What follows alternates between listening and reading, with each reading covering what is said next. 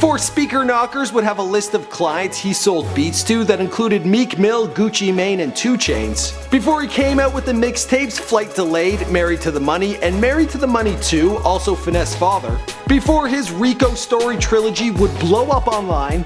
Before he suddenly and mysteriously passed away on March 6, 2014 at the age of 19. Speaker Knockerz, who first appeared online under the name Jamol Junior, his birth name was Derek McAllister, and he got introduced to music as an infant by his father, who was getting into the game of being a producer.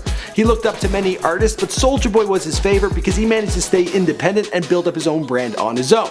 He would get critiques from his father via the phone because his dad was locked up in prison throughout his early years. Speaker Knockerz planned on staying independent himself, but to keep money coming in, he began selling his beats online and picked up some pretty high-profile clients, many of whom I mentioned in the intro. Now, the kid was blowing up online. He had multiple mixtapes. He also had a YouTube channel that was getting millions of views. He was approaching fame and fortune when then suddenly he passed away. My name is Michael McCrudden. Welcome to Before They Were Dead, documenting the life of artists before they passed away, here for you and before they were dead. Now, I know this is a new series and it's kind of weirdly titled, but that's what it is. They're dead. So here we go. Also, it's in this series where I'll be doing artists like Tupac, Biggie, I'll be doing people like Osama bin Laden, as well as historical figures, so if you have any recommendations on who to do next, let me know down below. Speaker Knockerz was born Derek McAllister Jr. on November 6, 1994 in New York City, to parents Derek McAllister Sr. and Misha McAllister. The family lived in the Bronx and his younger brother Christian, well, he arrived 3 years later. Now, his father, who was a former musician, he was toying with the idea of getting into producing, and he would show off his equipment to his infant son Derek. But then his father got booked and sent to prison for 10 years, and well, the family, they would relocate. Due to this situation and the family's crime connections, his mother felt that a move would be the best thing for the family.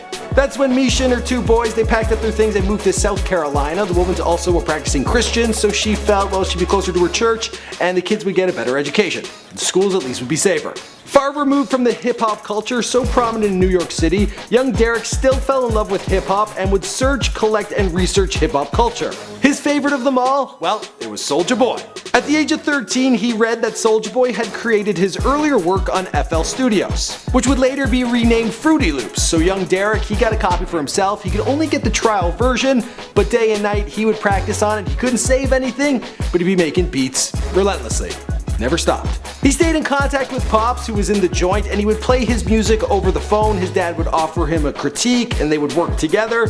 And around this time, well, Derek, he became obsessed. He spent 2 summers at home, never leaving his computer. In 2010, at the age of 16, Derek's dad came home from jail and got busy collaborating with his son, polishing his beats. And by the end of that year, Speaker Knockerz made his mixtape debut with Flight Delayed under the name Jamol Junior. By the time he reached 18, he had a whole catalog of beats and he wanted to start earning some money. He didn't want to get a real job because that would distract him from his music making, so he decided instead he would post some of his beats online for sale. His first sale came from a Miami rapper who paid $50 over SoundClick, and with that money, Derek McAllister, he went out and bought himself some speakers. Some Logitech speakers, ones that he used till the very end. He soon picked up some high-profile clients, with the first being Meek Mill, then Gucci Mane for his track Re-Up, and others included Gouda Gouda, J Mills, Lil Scrappy, and 2 Chainz. Ultimately, all 250 beats that Speaker Knockerz posted online, they would all go for sale.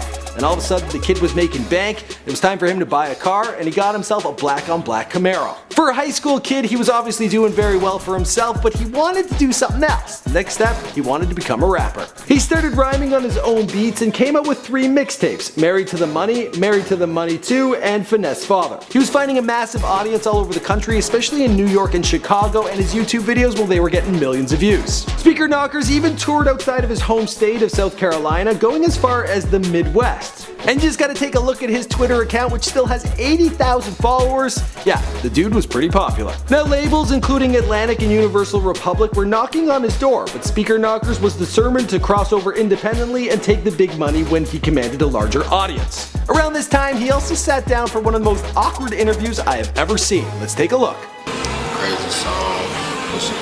Your mixtape, when's that coming out? So you got a show coming up in Chicago? What's that all about? When is that? Very nice. It would be his Rico Series Trilogy that would launch him to the next level. Many compared it to that of Meek Mill's Tony Story, which was a bit factional. This one was all made up, but still, great storytelling and great beats, of course.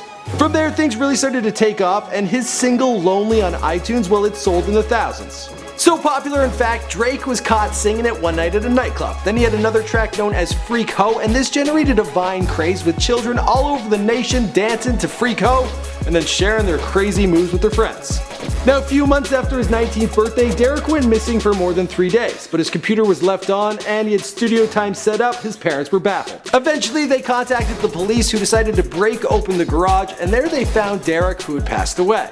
Now, his car was not left on. His parents have assured people it was not suicide, it wasn't an overdose. The toxicology report states that it wasn't an overdose. The kid had himself a heart attack. The funeral was held at Bible Way Church in Columbia, South Carolina on March 15, 2014. There were 75 people invited, friends and family, but hundreds of others showed up to show their respects. And the rest of the story, well, the rest of the story will live on in his music, because this is before they were dead. I came up from the bottom. Fuck nigga got problems, then we solve them. These hoes ain't shit, you gotta watch them.